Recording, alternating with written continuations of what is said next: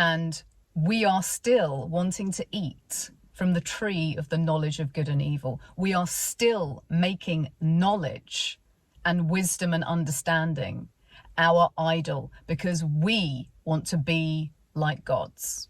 There seems to be a problem happening at the moment in the world at large, and that problem is a lack of discernment. A lack of discernment comes when we have made something else an idol, because discernment comes from God. If we want to know what is really going on in the world and how to react to any given situation, any given tragedy that happens, whether it's a pandemic or an assassination, we need to have discernment. We need to have the mind of God, really, to understand what is going on. And so I want to talk about idolatry today because it's one of those sins that is not spoken about, which is wild. It's not even part of the 7 deadly sins, in fact, not mentioned once in that list.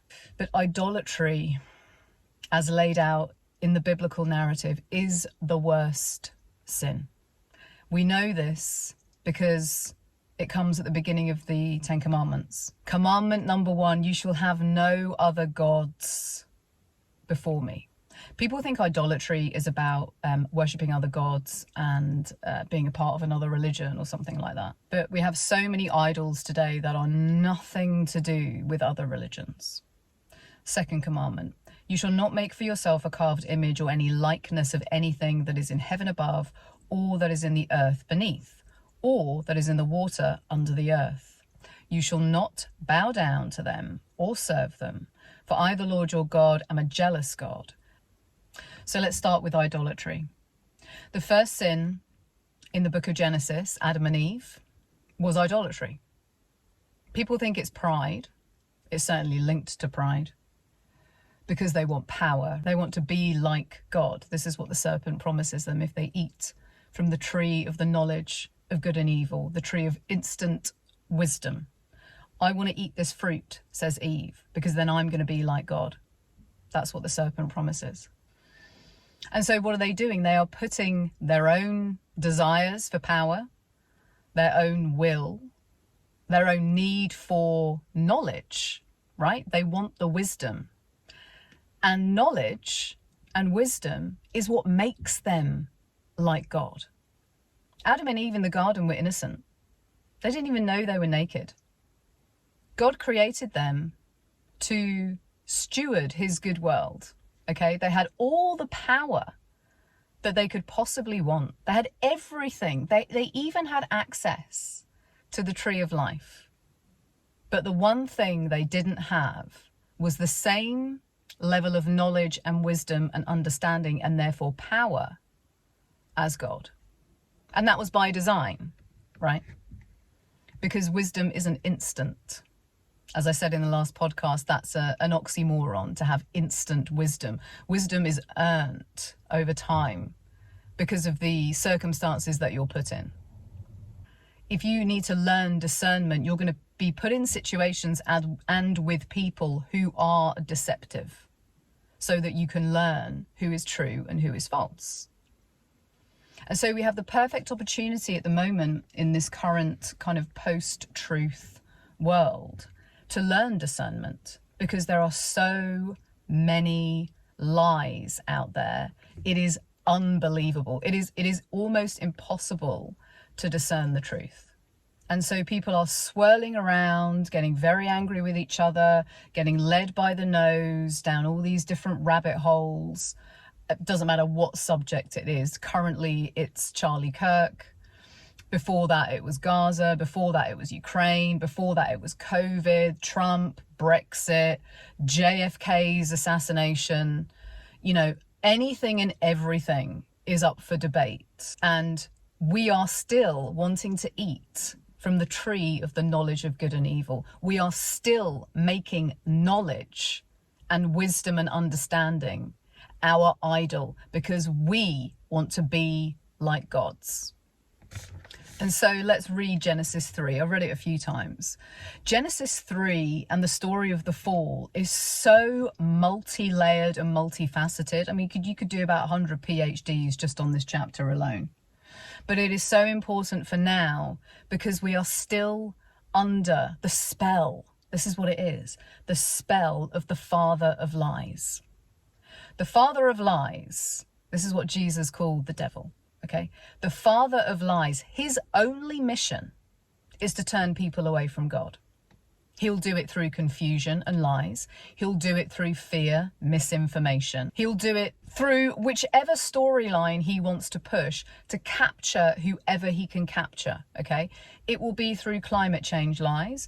It will be through lies about anything that's going on in the media, whether it's Gaza, whether it's illegal immigration, through different religions, through the New Age particularly, one of the most confusing ideologies out there. And of course, the New Age, which I call Satanism Light, is based on Genesis 3.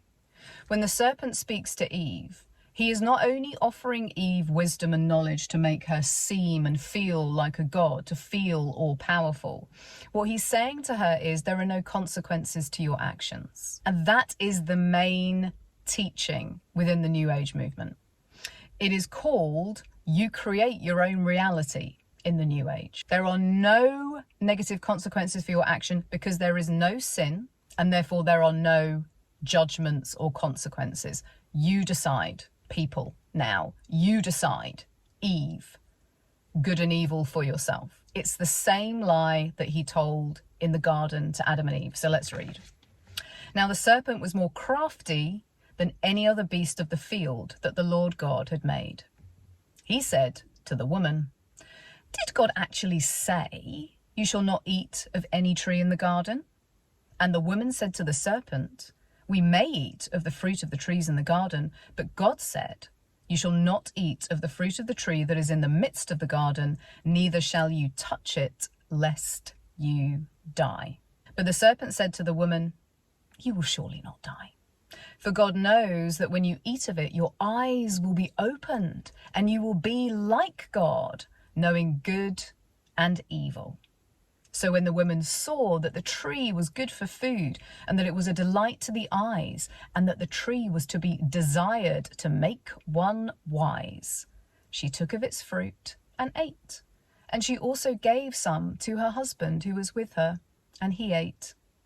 Then the eyes of both were opened, and they knew that they were naked, and they sewed fig leaves together and made themselves loincloths."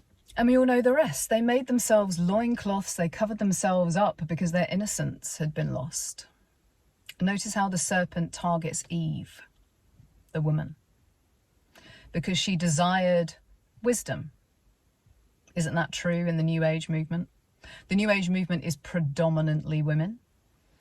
And what they want, what they desire, is wisdom. They want to be witches. They want to be highly conscious. They want to be lording it over everyone, including their husbands. And within the New Age movement, which is full of deception, it is all about unearned wisdom. It is all about power. It is also about gaining knowledge. But it is also about you create your own reality. Everything's just a matter of perspective, and there is no truth. So it's completely confusing. But the core of it is people want wisdom and knowledge. The truther movement, which has been going for decades and actually started out as a left-leaning movement. In 2011, when I was waking up, I suppose you could call it, before I came to Christ, and I was left-leaning in my politics, as I guess most young people are, especially in this country, the truther movement was on the left. It was Huffington Post, it was Young Turks, it was documentaries like Thrive and Zeitgeist. It was Russell Brand running around out there looking like Che Guevara and then suddenly switching it up and becoming a new age guru. They were suspicious of big business and banking. They were suspicious of pharmaceutical companies. They were suspicious and didn't believe the media. The left and the new age combined to form the truther movement. You had people like David Icke. You had all of these people who were kind of whistleblowers from the FBI and the CIA and the Secret Service. You know, Joe Rogan, who was totally left-leaning, was bang into conspiracy theories. It was a left-leaning movement. And then as soon as Trump came in, there was a pole flip. Because he came in and he said, hey, everybody, it's fake news. And so all the people on the left who were then being trained to hate Trump, because there has to be this divide and conquer thing going on, as soon as he said the news is fake, all the left-leaning people were like, oh, we can't possibly believe that the news is fake because Trump says the news is fake and he's right-wing and we're left-wing. And there was a pole flip. So now the truther movement is on the right. And then you have all of these right-wing pundits talking about conspiracy theories now. But it's all the same conspiracy theories. It's certainly at the moment all about the Jews. I mean, Candace Owens can't stop talking about the Jews if she tried. And apparently her life is under threat because she's talking about the Jews all the time and saying things that are negative and, you know, joining up the dots, asking questions. And it's like, but I don't think there's anyone out there who isn't saying negative things about the Jews currently, and yet they're all still living. So we have to have discernment, because a lot of these conspiracy theories are just reworked conspiracy theories, especially all the Jewish stuff. Is straight out of the Protocols of the Elders of Zion, which David Icke was speaking about back in the 80s, as was Alex Jones. It's the same thing. It's designed to cause confusion. And so, of course, there are psyops, okay? Of course, there are things that are going on that are fake, but we are not asked to have perfect knowledge about what is going on in the world. In fact, quite the opposite. We are asked to have faith, just as Adam and Eve were asked to have faith. Have faith in what I say, okay? You are not to eat from that tree. You are not ready, Adam and Eve. I'm giving you an instruction. Do you trust me enough to obey? Do you trust me enough to have faith? Or do you want to make knowledge and wisdom your idol? And we are doing exactly the same thing today. One of the reasons that God is asking us to have faith in him is that we are never going to understand the truth of what is happening in the world because we are so bamboozled by all of the lies out there. If we spend our time spinning our wheels, trying to go down all these different rabbit holes, which by the way, I've done. Okay, so I'm speaking from experience. If you go down all of these rabbit holes, you are going to exhaust yourself. And if Satan's plan is to turn everyone away from God through whichever means possible, then every time you are spending your time going down these rabbit holes to find the truth, you are in fact turning away from God. Your time would be better spent in prayer. Okay, your time would be better spent in actually reading through the scriptures, because the prophets have a lot to say about idolatry. In fact, it is their main lament. God is speaking through them saying, please, my people, turn back to me. Your minds are being darkened through your idolatry. It's not that God is some sort of narcissist who only wants worship for himself, okay? It's that as soon as we put something in between us and the light of truth that comes from God, we are going to be deceived. That is why idolatry is the worst sin. It doesn't matter if it's Mary and the saints. It doesn't matter if it is film and music idols. It doesn't matter if it's an ideology. It doesn't matter if it's something that indeed God has given us. One of my favorite stories in the Old Testament in Numbers is the bronze serpent in the wilderness that Jesus actually refers to when he's speaking about himself being lifted up, when he's speaking to Nicodemus in John's Gospel, chapter 3. Jesus references the bronze serpent in the wilderness. The Israelites, as usual, are grumbling and complaining that they are out in the wilderness and they don't have any food and they really want to go back to Egypt because at least they were safe there when they were enslaved. At least they had a roof over their heads and they had food in their stomachs.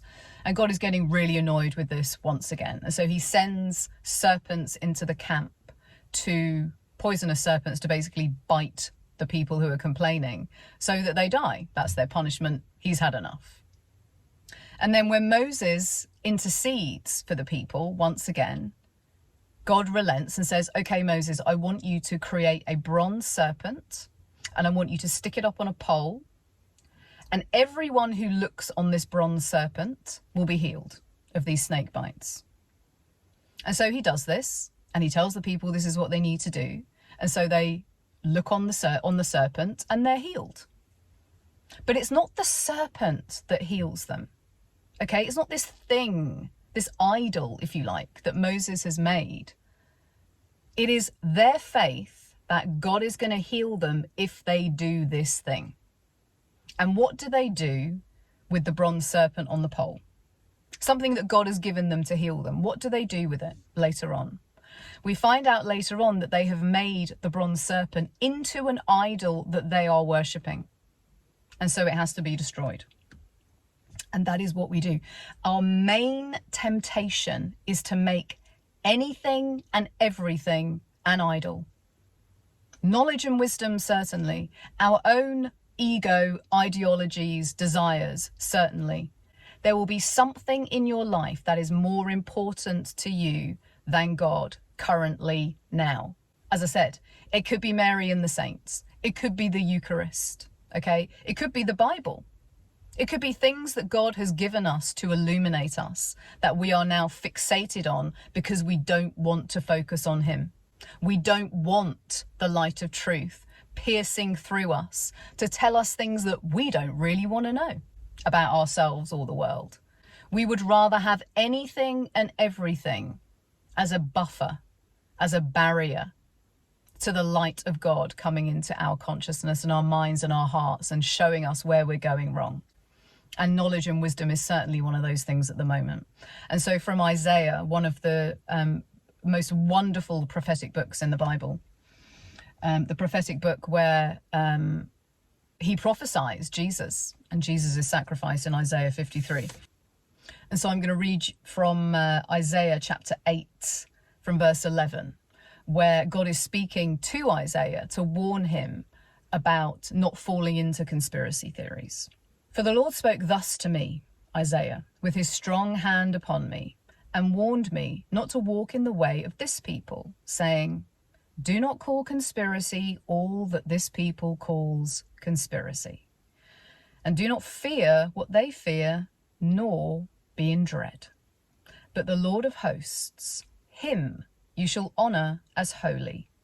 Let him be your fear, and let him be your dread. This is what's so amazing about the Bible, that you can read something from thousands of years ago, before the time of Christ. Isaiah is about 600, 700 years before Christ. And that God is going to give the same message that he's giving now. Stop focusing on all of these idols. He goes on to speak about the mediums and the necromancers and all these prophets who think that they are prophesying the truth when they're prophesying lies. Stop listening to these people and these conspiracy theories, okay? Don't be in fear of things out there, because as soon as you are in fear of things out there, you are more easily controlled, because you are deceived, because you have put something in between yourself and God. Let God be your fear and your dread, because he is the one who is ultimately in control. He is the one who is going to carry you through when all of the world is just going to continue to be in chaos and mayhem. Did the Lord carry you through during COVID? Because he did me. He showed me what was true and what was false and saved me out of that. And the Lord is going to do the same thing with you now. But you must have your focus on him rather than the news. It doesn't matter if you are politically left-leaning or right-leaning. At this point, there are all kinds of falsities going on. People like to believe that they know what's going on. How could you possibly know what's going on in a world where truth doesn't matter and the news is basically insinuation, mainly, gossip and slander? People don't have the time to be journalists, because in order to be journalists, you need the time to research any of these topics. But the news cycle is like every hour. So people who are news pundits, supposedly, podcasters, whatever, all they're doing is giving their opinion, which is normally based on some kind of conspiracy theory. So how can you know the truth when the mainstream media is lying and all of these so-called alternative media people now are just giving their opinion? How can it be anything but their opinion? If you listen to them, it's just insinuation. They can't possibly know anything. So why are you looking to them? And it's because we feel if we know, if we have the knowledge, then we're going to be saved. We're not going to be saved through knowledge and understanding. That is new age thinking. Okay, that is what they are doing. Satanism light, they're trying to find the elixir of life. They want to live forever. This is what AI is all about, downloading your consciousness into computers, right? They want to live in a simulation, but we live in the real world. So part of that, first of all, you need to acknowledge that you are deceived. Anyone that has a smartphone, anyone that has a TV, anyone that is looking at a screen and scrolling is hypnotized. That's just the way that it is. That's how it works. Because as soon as your consciousness drops down into what's called an alpha state of awareness, I mean, this is the same for when you're reading, okay? It's a natural brainwave state. Then any information that comes through that is repetitive is just going to go straight into your subconscious mind. It is going to bypass critical thinking. And this is what's happening now. Information is just going in. Scroll, scroll, scroll, in. You're hypnotized by whatever you're watching. And you think that you're the one that knows the truth. But you don't. Because you've created your reality. Not created it, curated by what you are liking and what you are looking at in your social media feed or YouTube or wherever else. That's why people can't compromise or can't see the other point of view. How many debates have we had now about Gaza and Israel? Have we come to any conclusion? Is there a solution? Are people listening to what the other side is saying? No, of course not, because that doesn't get clicks. What gets clicks is constant contention, and this person destroys that person. It's just never ending. It's a cycle. It's a hamster wheel of knowledge. We want to be right. We want to be the ones that have the truth. That's going to give us the power and the knowledge. It's a lie. It's a lie. We'll probably never know the truth of a lot of these things. I mean, we're still going on about the assassination of JFK, let alone Charlie Kirk. The truth comes from God. Discernment comes from God. With most of the prophets, they speak about judgment. They also speak about restoration. And so you'll get quite harsh passages in Isaiah, Jeremiah, Ezekiel, etc. And then you get these beautiful passages about the new heavens and the new earth. But I'm going to read you one of the judgment passages from Isaiah 28, because it's relevant to us now. And so Isaiah 28, chapter 15. Because you have said, we have made a covenant with death, and with Sheol we have an agreement. When the overwhelming whip passes through, it will not come to us, for we have made lies our refuge, and in falsehood we have taken shelter. Therefore, thus says the Lord God, behold, I am the one who laid as a foundation in Zion a stone, a tested stone, a precious cornerstone of a sure foundation. He who believes will not be in haste, and I will make justice the line and righteousness the plumb line. And hail will sweep away the refuge of lies, and waters will overwhelm the shelter.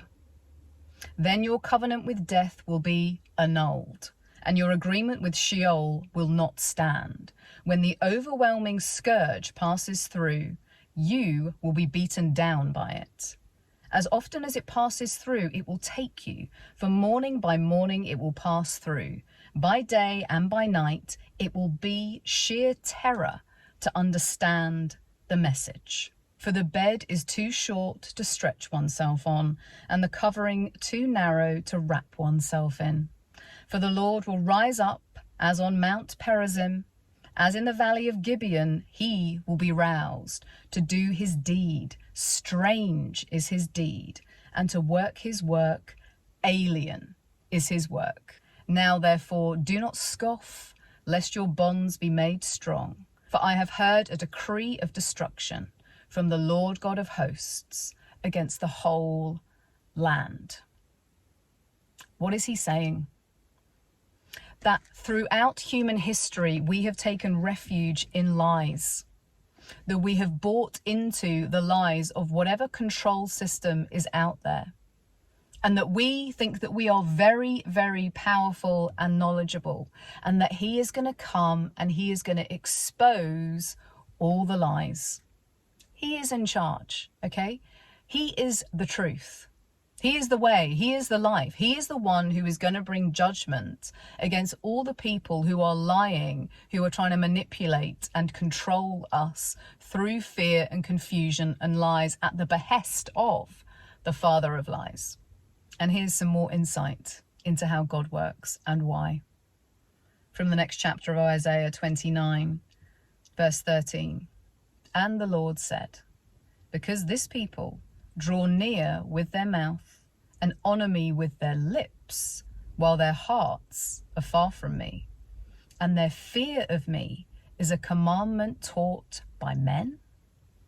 Therefore, behold, I will again do wonderful things with this people, with wonder upon wonder. And the wisdom of their wise men shall perish, and the discernment of their discerning men shall be hidden. Ah, you who hide deep from the Lord your counsel, whose deeds are in the dark, and who say, who sees us? Who knows us? You turn things upside down. Shall the potter be regarded as the clay, that the thing made should say of its maker, he did not make me, or the thing formed say of him who formed it, he has no understanding? And that's what we're saying now.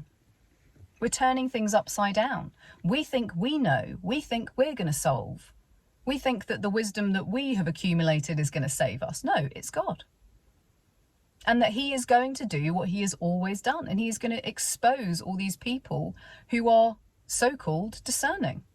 And he is going to do something strange and alien that we do not expect. And that should be cause for encouragement. We should be encouraged by the fact that God is in charge. We should be encouraged, in fact, that things are getting more chaotic and that there is more mayhem and lies and more swirling, because all that means is that the father of lies is panicking. He's throwing everything at it now to turn people away from God. And so after Isaiah chapter 8, where the Lord is speaking about conspiracies, in chapter 9, this is what he says. The people who walked in darkness have seen a great light.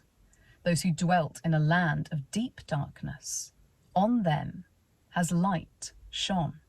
For to us a child is born, to us a son is given, and the government shall be upon his shoulder, and his name shall be called Wonderful Counselor, Mighty God, Everlasting Father, Prince of Peace.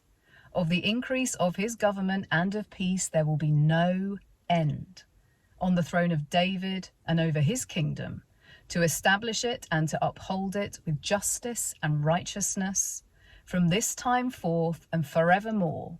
The zeal of the Lord of hosts will do this. And so I'm going to finish by saying, don't be deceived. Don't be deceived. There are many people who are taking the Lord's name in vain, and they are using their Christianity or shouting Christ is King to give what they're saying some kind of credence, as if that they are kind of truth tellers for the Lord, when in actual fact they are just serving themselves. And so not everyone who calls himself a Christian is a Christian, and not everyone who holds themselves up as being wise is wise. And so I'm going to finish by reading some passages from Paul's letter to the Corinthians, 1 Corinthians, where he mirrors this sentiment of the wisdom of the world being foolish. Where is the one who is wise? Where is the scribe? Where is the debater of this age? Has not God made foolish the wisdom of the world? For since in the wisdom of God, the world did not know God through wisdom, it pleased God through the folly of what we preach to save those who believe. For consider your calling, brothers. Not many of you were wise according to worldly standards. Not many were powerful. Not many were of noble birth. But God chose what is foolish in the world to shame the wise. God chose what is weak in the world to shame the strong. God chose what is low and despised in the world, even things that are not, to bring to nothing things that are, so that no human being might boast in the presence of God. And because of him, you are in Christ Jesus, who became to us wisdom from God, righteousness and sanctification and redemption, so that, as it is written, let the one who boasts boast in the Lord. And this is what we need to ask for in our prayer time. We need to ask for discernment and wisdom, just like Solomon. We need to ask God to show us what is really happening, rather than picking up our phone and looking at the news every morning to see what the next disaster is, or the next catastrophe or pandemic or world war or whatever else is going on. We have enough to deal with in our own lives without being distracted by what is going on in the world. You have problems in your own life. We all do. Family problems, work problems, financial problems. Maybe you're feeling depressed. Maybe you're feeling anxious, probably because you're looking at the news all day long.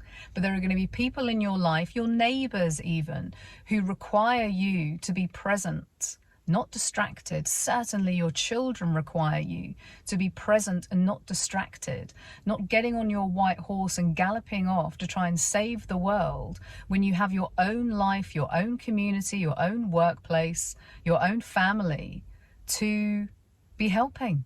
And so no matter how dark it gets, and it's been getting darker and darker and darker for anyone who has eyes to see, ultimately, who is behind this in terms of humans, we're probably never going to know, okay? But we know who is behind it ultimately.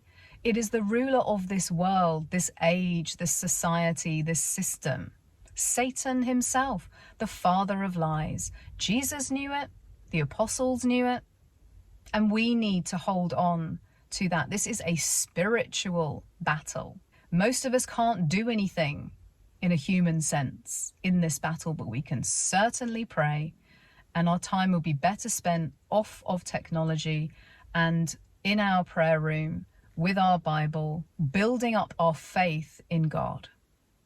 And so the other day I went for a walk and I walked around a corner and I saw this beautiful rainbow, and it was reflected perfectly in the loch, in the water, so that it looked like a bow in the sky.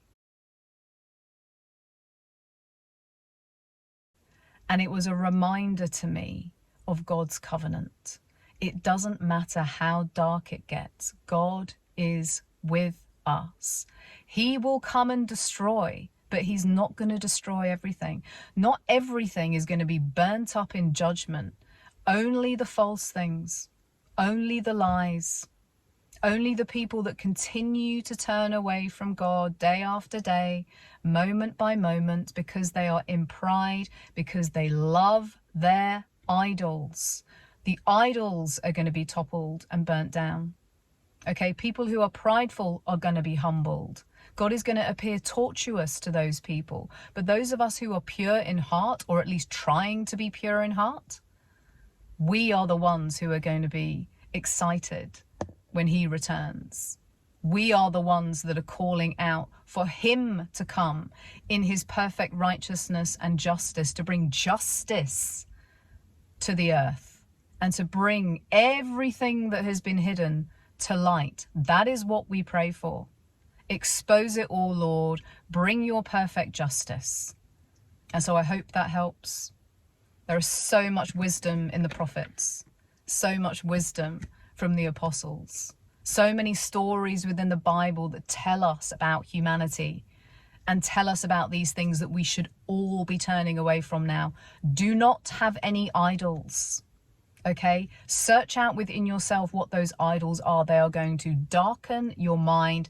You are going to be turning away from God, whether you realize it or not. Let the light of God and his truth and his love penetrate your mind, your body, your soul, your spirit, your heart, so that you can have true discernment. You can have protection from God and provision no matter what happens in the world. So God bless you all. Please subscribe to the podcast. You can subscribe on Apple Podcasts or any of the podcasting apps to the Abide in Me podcast. And I will be back again very soon. Bye for now.